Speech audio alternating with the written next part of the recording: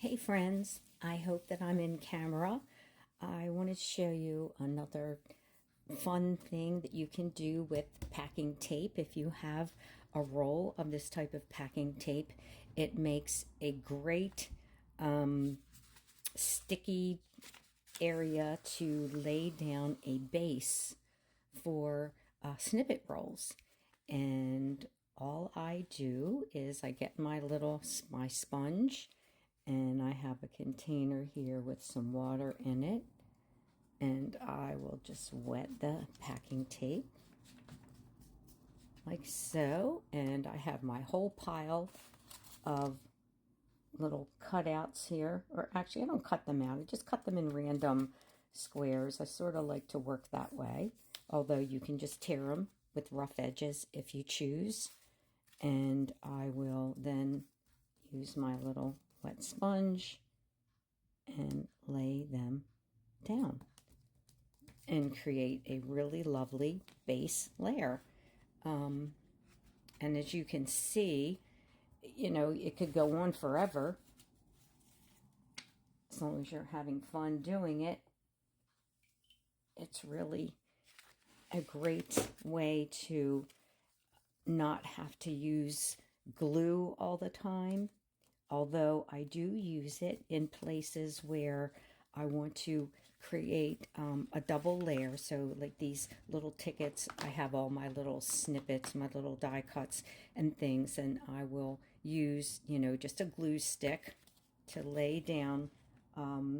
Let's like try it here. Now I'll use something a little smaller than that. Okay, this. I will just take and put some glue on that, and maybe just lay that across like that so that I have another layer on top of it. And I have butterflies and different little things that I'll put there too. Sometimes if you know that the piece you're laying down is going to, extend over a little bit, where you don't have the wet glue here or the wet packing tape, you might just want to throw a little glue on that edge. But I think they come out really great. They're nice and sturdy. Once they dry, they really are sturdy, so you can use them as tags. I usually will just distress the edges like so.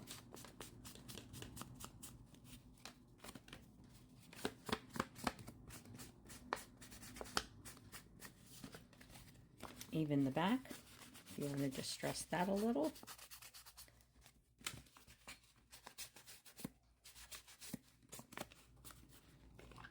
And boy, they really stick well. I mean, that base layer is really there because of that packing tape. And again, if you wanted to just tear a piece off, use it as a tag or what have you, you've got a nice piece there. If you want to cut it off, with a pair of scissors, you can always just cut them off where you would choose. Straighten that edge up a little bit and distress them. And what I like most about them is that the back is perfectly plain and already has that distressed look, so to speak, that rustic look, and you can use that area to write on. So that's it. I hope that you like it. If you have packing tape, you might want to give it a try. Thanks for viewing.